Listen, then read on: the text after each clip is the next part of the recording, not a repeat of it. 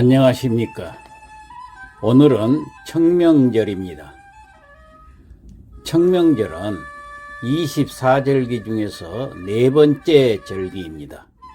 절기란 한 달에서 5일을 일후, 3후인 15일을 일기라고 해가지고 이것이 기후를 나타내는 기초로 삼아서 1년을 12절기와 12중기로 나누어 가지고 보통 24절기라고 하는데, 이 24절기에는 봄이 시작되는 입춘을 비롯해서 각종 절기가 들어있으면서 마지막으로 겨울의 매듭을 짓는 대한으로 끝나게 됩니다.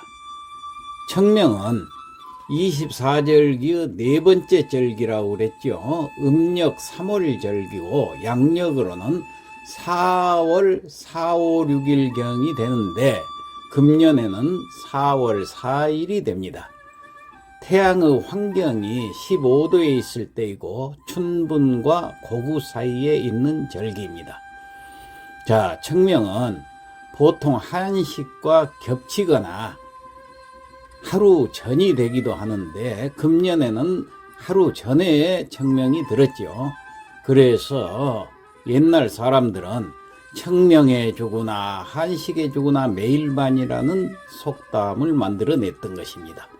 자, 또 이날은 식목일과 겹치거나 하루 이틀 사이에 드는데, 날이 풀리고 화창해서 1년 중에서 식목에 가장 적당한 시기이기 때문에 식목일을 청명과 같은 날로 잡은 듯 합니다.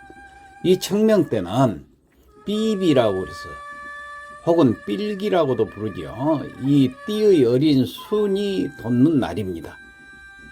그래서 군것질거리가 없던 옛날 농가의 아이들이 다투어서 이 삐비를 뽑아먹기도 했습니다.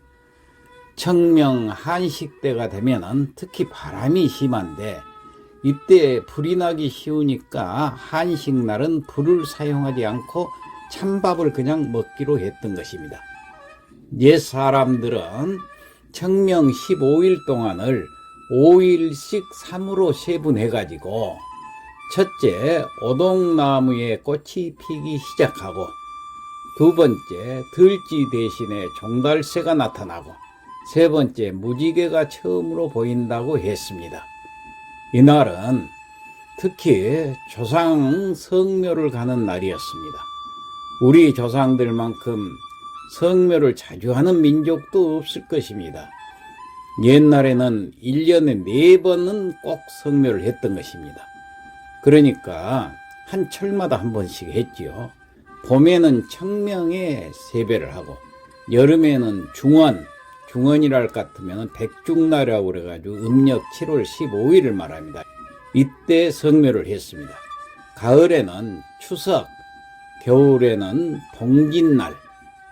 특히 동짓날은 눈길을 밟으며 찾아뵙고 산소 위에 눈을 쓸어내렸던 것입니다.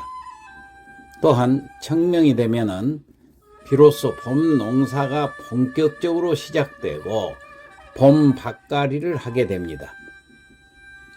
논밭둑을 손질하는 가래지를 품앗이로 행하기도 했고, 천수답이나 물이 부족한 논에서는 봄철 논물 가두기를 했습니다. 이 논물을 가두어야 나중에 물이 부족할 때 모내기 때 요긴하게 쓰자는 것인데, 가두어둔 물은 대부분 봄 가뭄에 말라버리기 마련입니다. 그렇지만 지금은 저수지의 확충이라든가 농업용수의 개발 혹은 양수기의 보급 등으로 논물 가두기는 사라졌습니다마는 옛날에는 이렇게 물이 귀했던 것입니다. 동국 세시기의 기록에 의하면은 청명날 버드나무와 느릅나무를 비벼서 새 불을 일으켜서 임금에게 갖다 바칩니다. 그럼 임금은 이 불을 정승, 판서, 문무, 백관 360고을의 수령에게 나누어 주게 됩니다. 이를 사화라고 그렇습니다. 불을 하사한다. 그래서 이것을 가리켜서 불을 하사한다고 그래서 사화라고 했습니다. 수령들은 한식날에 다시 이 불을 백성에게 나누어 주는데, 묵은 불을 끄고 새 불을 기다리는 동안 밥을 지울 수 없어서 찬밥을 먹는다고 했는데, 이날이 바로 한식날이 되는 것입니다. 내일이 바로 이 날입니다. 이렇게 해서 온 백성이 한 불을 씀으로 해서 우리나라 삼천리 강산이 동심일체를 다지고 같은 운명체로서 국가의식을 다졌던 것입니다. 꺼지기 쉬운 불인지라 한식날 온 백성이 한 불을 나누어 갖기란 참 힘든 일이 아닐 수가 없습니다.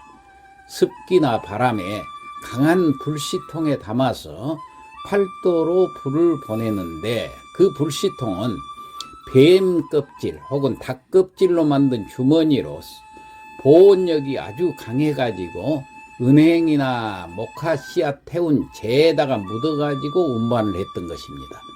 바로 그 신성한 새 불을 일으키는 날이 청명입니다. 이 새 불을 온 백성이 나누어 가짐으로써 동심일체의 한 백성임을 재확인하는 날이 바로 한식날입니다. 자, 청명절기를 맞이해서 우리나라도 이렇게 한 마음 한 뜻이 되면 얼마나 좋겠습니까? 그리고 또 청명처럼 깨끗하고 밝은 사회가 되기를 기원하면서 이상 마치겠습니다.